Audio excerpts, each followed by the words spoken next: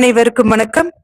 சேரர் கோட்டை பாகம் 1 அத்தியாயம் 59 குரு தாரை. களிக்குடி பகுதிகளில் நாள் முழுவதும் விடாமல் பெய்து கொண்டிருந்த பெரும் மழையானது ஒரு வழியாக மாலை நேரம் நெருங்கியதும் போனால் போகிறது என்ற நினைப்புடன் தன்னுடைய அட்டகாசத்தை நிறுத்தி கொண்டது. மழை நின்றுவிட்ட போதிலும் வானத்தில் மேக கூட்டங்கள் மீண்டும் திரும்பி வந்தாலும் வருவோம் என எச்சரிப்பதைப் போல அடர்த்தியாக கோடி நின்றன. அதனால் இரவு துவங்க இன்னும் சிறிது நேரம் மிச்சமிருக்கும் முன்னரே இருட்டு ஆங்காங்கே கவிய தொடங்கிவிட்டது. இவ்வாறு இருள் படிந்திருக்கும் மாலை நேரத்தில் ஸ்ரீவல்லப பெருஞ்சாலை என்ற அழைக்கப்படும் பழஞ்சாலையை அடைகிறோம் நாம். சாலையின் பல பகுதிகளில் தண்ணீர் ஆங்காங்கே தேங்கி நிற்பதால் அந்த சிறு குட்டைகளை தாண்டி தாண்டித்தான் செல்ல வேண்டி இருக்கிறது. அப்படி தாண்டுகையில் பூமியை சற்று எச்சரிக்கையுடனே நோக்குகிறோம். ஏனெனில் மழை அதிகமாக பெய்யும் நாட்களில் இந்த பகுதிகளில் பாம்புகள் வெளியே வந்து உலாவ தொடங்கிவிடும். அவற்றில் பல ஆபத்து அற்ற தண்ணீர் பாம்புகளாகவே இருந்தாலும் அரைக்குறை இருட்டில் வளைந்து நெளிந்து சென்று கொண்டிருக்கும் அந்த ஜந்துக்களின் மீது தேவையில்லாமல் காலை வைத்துவிட்டு கடிப்படுவதற்கு நமது மனம் ஒப்பவில்லை. பெருஞ்சாலையின் இரு கட்டிடங்களிலும் ஆங்காங்கே நெய் விளக்குகள் ஏற்றப்பட்டிருந்ததால் அவற்றிலிருந்து கமகமப்பும் பசும் நெய்யின் மனம் கற்பூர வாசத்துடன் எழுந்து கொண்டிருந்தது. சம்பந்தமில்லாமல் கற்பூர வாசம் எதற்காக என கேட்கிறீர்களா? அந்த காலத்தில் விளக்கேற்றுவதற்காக உபயோகிக்கப்படும் நெய்யுடன் கற்பூரத்தை கலந்து விடுவார்கள். விளக்குகளுக்காக வைக்கப்பட்டிருக்கும் நெய்யை தவறுதலாகவோ வேண்டுமென்றோ ஒருவரும் சமையலுக்கு உபயோகப்படுத்திக் கொண்டு விடக்கூடாது என்பதற்காகத்தான் அந்த ஏற்பாடு. கட்டிடங்களை கடந்து தென்கிழக்கு அக்னி மூலையில் அமைந்துள்ள குழிக்களரியை நாம் அடைகிறோம். அங்கு சென்று சேரும் நேரத்தில் நமது நண்பர்கள் பிக்ஷுவுடன் அந்த இடத்தை நெருங்கிக் கொண்டிருப்பதால் நமது பிரத்யேக உரையாடல்களை நிறுத்தி கொண்டு உடனடியாக கதைக்குள் புகுவோம். பகல் முழுவதும் உண்டு உறங்கி ஓய்வெடுத்திருந்ததால் மழப்பாடியாரின் உள்ளம் உற்சாகமாகவே இருந்தது. மாலை நேரத்தில் சம்பங்கியிடம் வெந்நீர் போடச் சொல்லிவிட்டு நல்லதொரு ஸ்நானத்தையும் முடித்துக் கொண்டிருந்தார் அவர். அந்த மாலை குளியலின் புத்துணர்ச்சி அவரது முகத்தில் தெளிவாக பொழிந்தது. அவரை ஒட்டி காணப்பட்ட இளையவர் கம்பன் மணியனாரின் முகத்திலும் கூட அதே உற்சாகம் சிறு முறுவலாக விரிந்திருந்தது.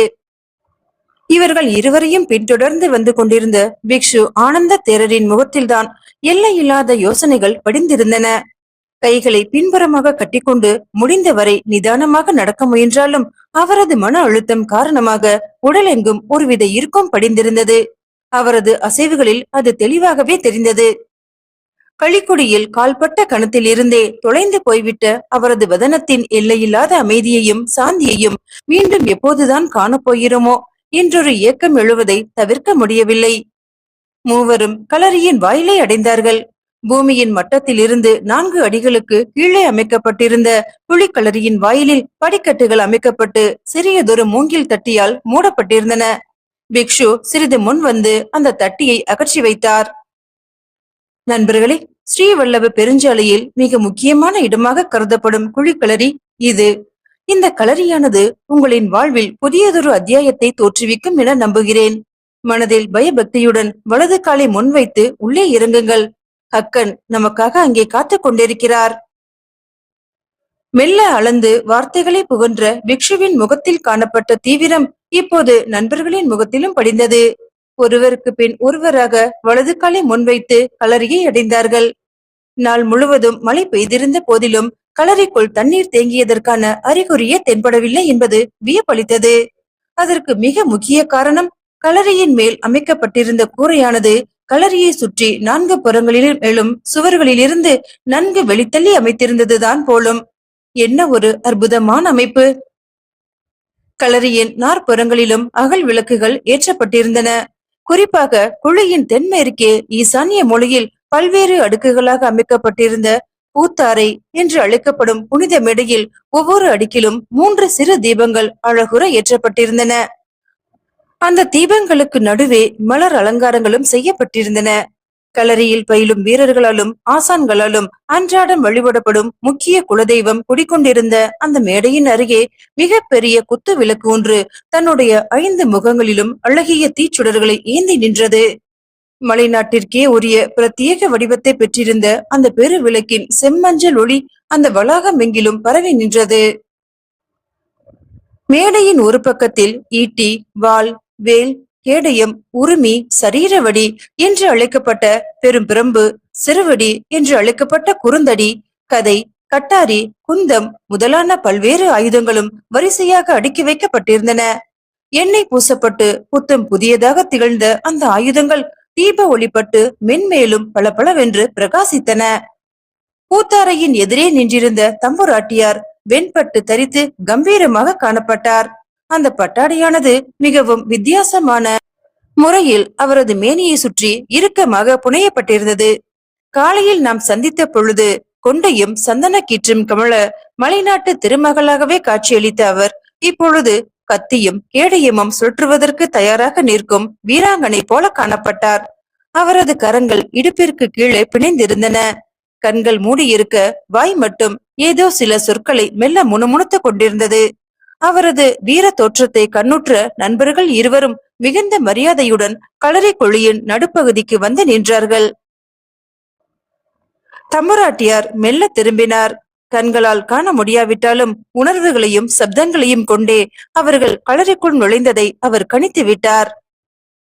உன்னிகளா, நீங்கள் நிற்கும் இந்த குழியானது ஸ்ரீவல்லப பெருஞ்சாலையிலேயே மிகவும் புனிதமான இடமாக கருதப்படும் குழி களரியாகும். களரி என்பது களம் என்ற சொல்லிலிருந்து பிறக்கிறது. களரி என்பதனை பயிலும் இடம் எனவும் குறிக்கலாம். நீங்கள் நிற்கும் இந்த இடத்தில்தான் இந்த சாலையின் பண்டைய ஆசான்களும் மாணவர்களும் பயின்றார்கள். பற்பல அற்புதமான சங்கிராம இலக்கணங்கள் இங்குதான் வகுக்கப்பட்டன. நாஞ்சில் நாட்டின் புகழ்மிக்க தெற்கத்திய ஆசான்கள் புழங்கி பெருமைப்படுத்திய மண் இது. அவர்களின் ஆன்மாக்கள் இங்குதான் ஆவிர் பவித்திருக்கின்றன. அல்லும் பகலும் அவர்கள் சிந்தித்த பற்பல வித்தைகளும் பிரயோகங்களும் காற்றில் எண்ணங்களாக உணர்வுகளாக காலத்தால் அழியாமல் இங்கேதான் படிந்திருக்கின்றன. இந்த வித்தைக்குள் ஆழமாக இறங்க இறங்க அவர்களின் எண்ணங்கள் உங்களையும் தாக்கும், அலைக்கழிக்கும், கற்றுக் கொடுக்கும். ஏன் இது, எதனால் இப்படி என்றெல்லாம் பற்பல கேள்விகள் எழும். இந்த களரி கொடுக்கும் சூழலை சரிவர உள்வாங்கிக் கொள்ள உங்கள் மனதை நீங்கள் திறந்து வைத்திருக்க வேண்டும். அப்போதுதான் அதன் பேச்சு புரிய துவங்கும். இந்த மண்ணை உங்களின் வலது கரத்தினாலும் பிறகு நெற்றியினாலும் ஸ்பரிசியுங்கள். அப்படி ஸ்பரிசிக்கையில் இந்த மண்ணின் மகத்துவத்தை வியந்து போற்றுங்கள். அதன் ஜீவ சக்தியை உணர தலைப்படுங்கள். மகிஷனை துவம்சம் செய்து வதைத்த கச்சிப்பட்டின் ஐஞ்சந்தி துர்காதேவியே தம் முன் மானுட வடிவெடுத்து நிகரற்ற வீராங்கனையாக நிற்பது போல மலப்பாடியாருக்கு தோன்றியது. மிகுந்த உணர்ச்சி வேகத்துடன் அந்த மண்ணை ஸ்பரிசித்தார் அவர். நெற்றியால் அம்மண்ணை தொடும்போது சிலீரென ஓர் உணர்வு தேகம் எங்கும் பரவி மெல்லிய நடுக்கத்தை தோற்றுவித்தது. உருவத்திற்கு மத்தியில் 2 பாதங்கள் கன நேரம் தோன்றி மறைந்தன. 2 மிக உறுதியான ஆண் பாதங்கள். இதோ இந்த 7 அடுக்கு மேடைதான் பூத்தாரை. இந்த 7 அடுக்குகளும் நம்முள் நிலை பெற வேண்டிய 7 குணங்களையும் அதற்குரிய அதி தேவதைகளையும் குறிக்கின்றன. முதல் அடுக்கான விக்னேசம் பலத்தையும் சக்தியின் துவக்கத்தையும் குறிக்கும். இது கணபதிக்கு உரியது. அடுத்த அடுக்கான சண்டிகம் பொறுமை மற்றும் விடாமுயற்சியை குறிப்பிடும். இது தேவிக்கு உரியது. இதற்கு அடுத்து வரும் ஆக்ஞா சக்தியை கொடுப்பவர் விஷ்ணு ஆவார். இது தலைமை ஏற்கும் துணிவை குறிப்பிடும். இதற்கு மேலாக வரும் அடுக்கு ஆயுத பிரபா சக்தியை குறிக்கும். இது வடிகீசம் என பெயர் பெறும். 5வது அடுக்கான குரு யோகத்தையும் குரு சக்தியையும் குறிக்கும். 6வது அடுக்கில் நிலை பெற்றிருப்பவளோ தேவியின் உக்கிர அம்சமான காளியாவாள்.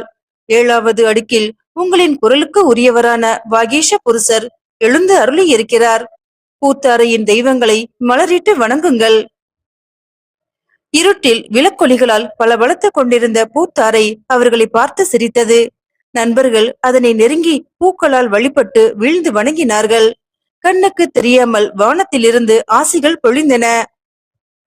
3வதும் மிக முக்கியமானதுமான குருத்தாரை எனப்படும் இடம் இதுதான். இந்த இடத்தில் பண்டைய களரி ஆசான்களின் நினைவாக ஒரு நந்தா விளக்கு எந்நேரமும் எரிந்து கொண்டிருக்கும். உன்னிகளா, சாலை பாரம்பரியத்தை பொறுத்தவரையில் கடவுள் கூட அத்தனை முக்கியமல்ல. ஆசான் தான் மிக மிக முக்கியம். ஆசான் தான் எல்லாமே. ஆச்சாரிய தேவோ பவ. தன்னுடைய ஆசிரியர் மீது முழுமையான நம்பிக்கையையும் பக்தியையும் பூண்டாலன்றி ஒரு மாணவனால் இந்த வித்தையில் ஒரு படி கூட முன்னேற முடியாது. ஆகையால் தான் பண்டைய ஆசான்களின் வித்யா மகிமையையும் தியாகத்தையும் இங்கு நாம் அன்றாடம் போற்றுகிறோம். இந்த கலை திடீரென ஒரே நாளில் தோன்றிவிடவில்லை.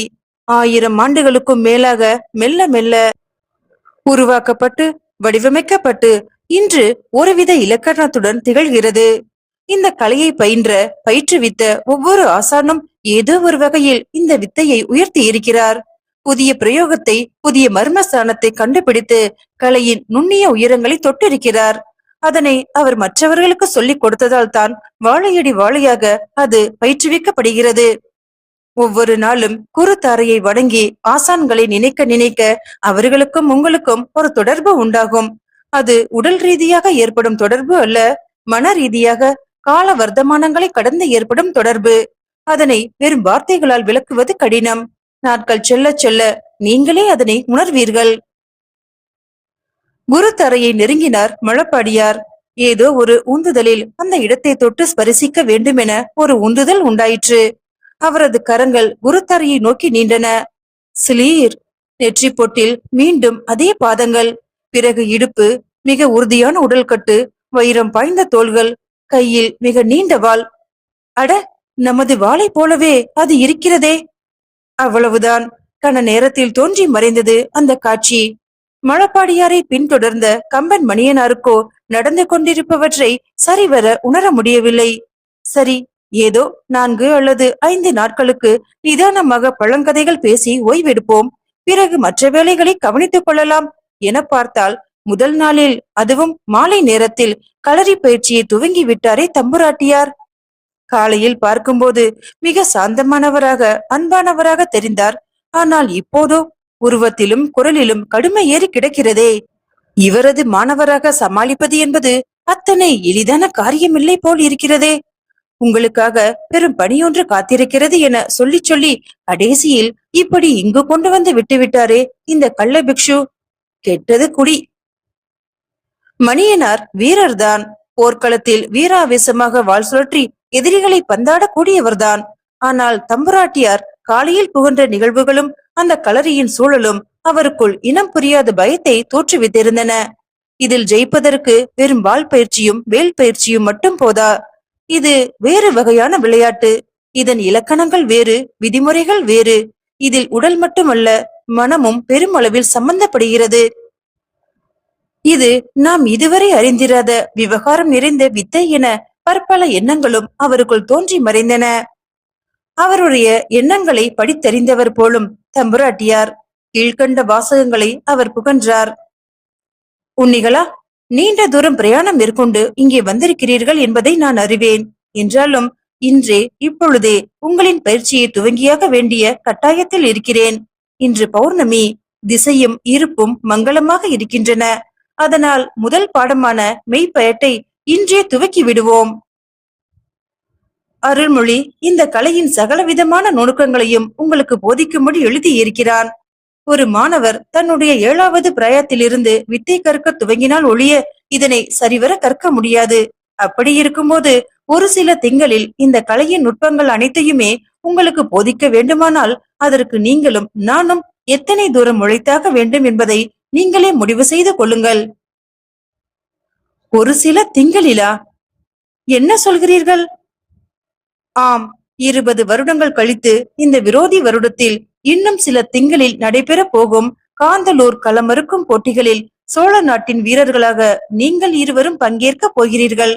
தீர்க்கப்பட வேண்டிய பழைய கணக்கை நீங்கள் இருவருமாக தீர்த்து வைக்க போகிறீர்கள். அப்படித்தான் எழுதியிருக்கிறான் அருள்மொழி.